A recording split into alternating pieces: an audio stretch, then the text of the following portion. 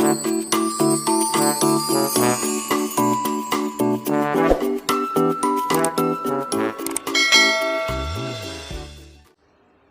Everyone, welcome to beyond.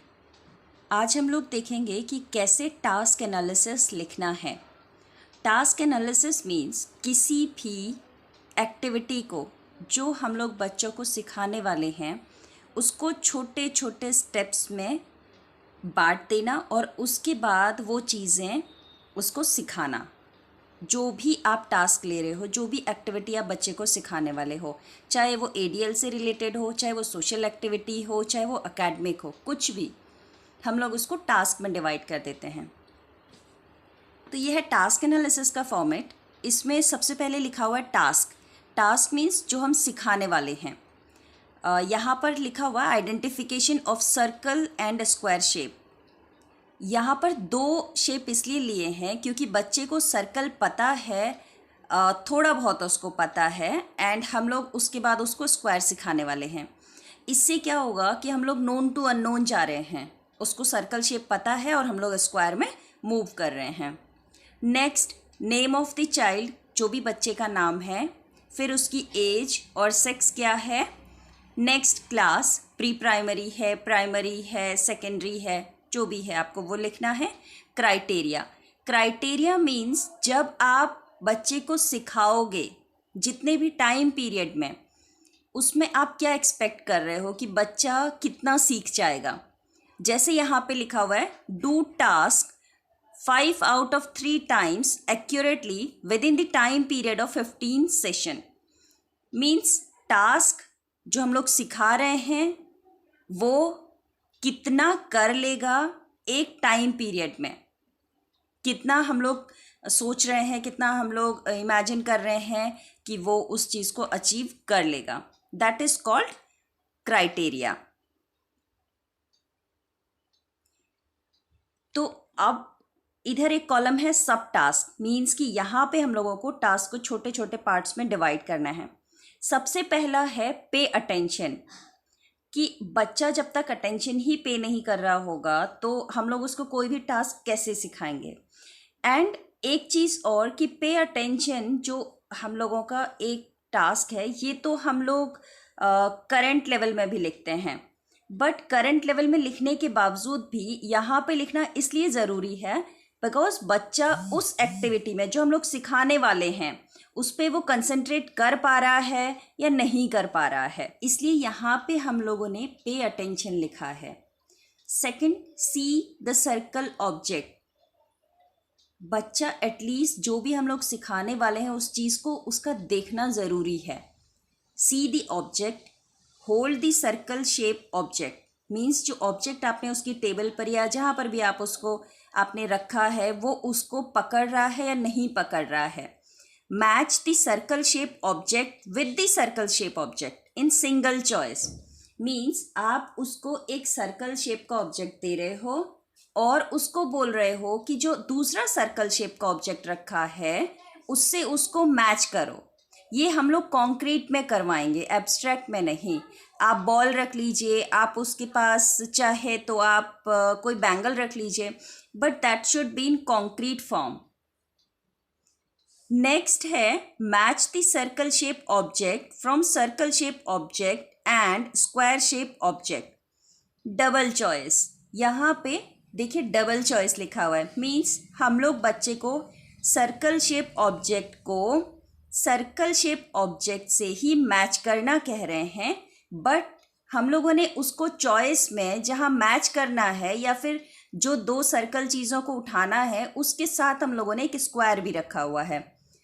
अब इसको example से मैं आपको बताती हूँ। 2 बॉल हैं और एक टिफ़िन बॉक्स है।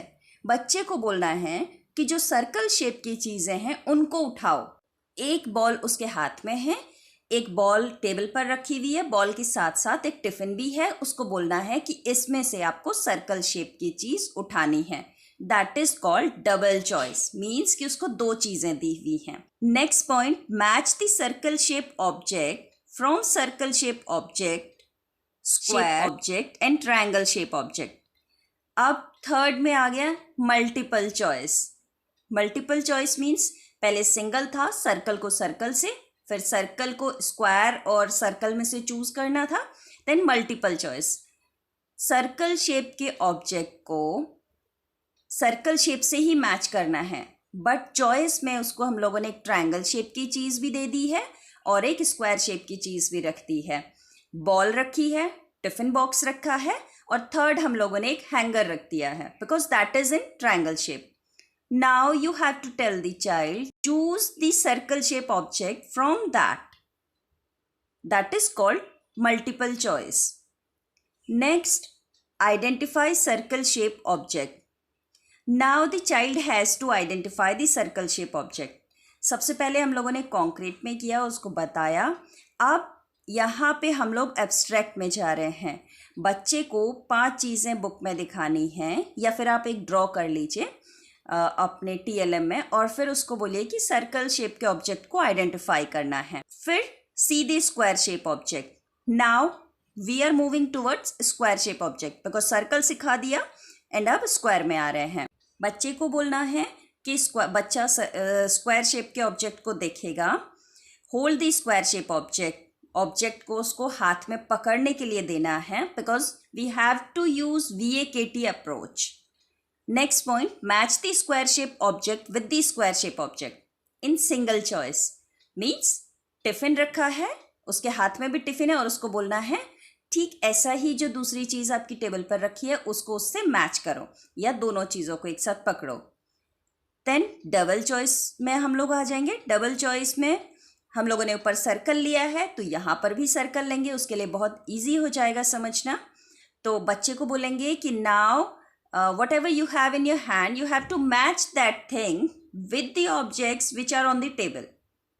जो भी टेबल पर रखा हुआ है बच्चे को बोलना है कि स्क्वायर को स्क्वायर से मैच करो या फिर स्क्वायर चीज़ उठाओ। Next, multiple choice.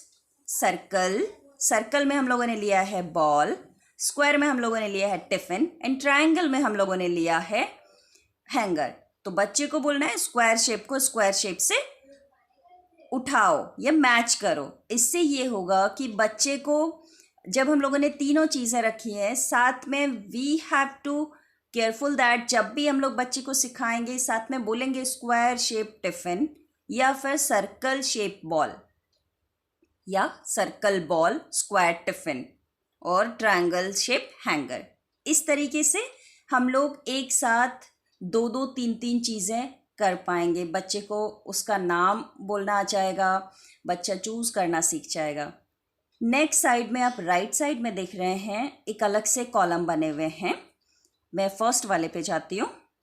यहाँ पे लिखा हुआ है डेट फिर सेशन। ऊपर वाला जो कॉलम है छोटा वहाँ पे आपको डेट लिखनी है जब भी आपने सेशन लिया, और नीचे वाले में सेशन लिखा हुआ है 1 2 3 4 5 6 7 8 9 10 जो सेशन आपने 15 सेशन लिए हैं तो वो सेशन लिए हैं। उसके बाद आप देखोगे पीपी लिखा हुआ है। PP means physical prompt. Then plus एक बार उसने खुद से अटेंशन पे कर लिया एक सेशन में, नेक्स्ट सेशन में हम लोगों को सिर्फ वर्बल प्रॉम्प्ट की ज़रूरत पड़ी। इस तरीके से हम लोगों ने ये कॉलम फिल किया है। ऑलवेज रिमेंबर दैट कि जब भी आप जिस दिन भी सेशन लो उस दिन अपना टास्क एनालिसिस फिल करना ज़रूरी है और उसी दिन फिल कर लेना चाहिए। यहाँ पर लिखा हुआ है नंबर ऑफ सक्सेस, कितनी सक्सेस मिली हैं। सक्सेस में हम लोग सिर्फ प्लस को ऐड करते हैं, physical prompt, verbal prompt, gestural prompt, modelling, इन सब को ऐड नहीं करते हैं। सिर्फ और सिर्फ जितने प्लस हैं उनको ऐड करना है। जैसे फर्स्ट डे एक भी प्लस नहीं है तो 0, सेकेंड डे भी एक नहीं है, थर्ड डे भी नहीं है एंड फोर्थ डे में 2 प्लस हैं तो हम लोगों ने 2 लिखा। फिफ्थ डे में भी 2 हैं फिर 2 लिखा। 6 डे में 1, फिर 8 7 8 4। इस तरीके से हर दिन में जितना हम लोगों को प्लस मिला है हम लोग नीचे उतना लिख लेंगे और उसके बाद परसेंटेज निकालनी है।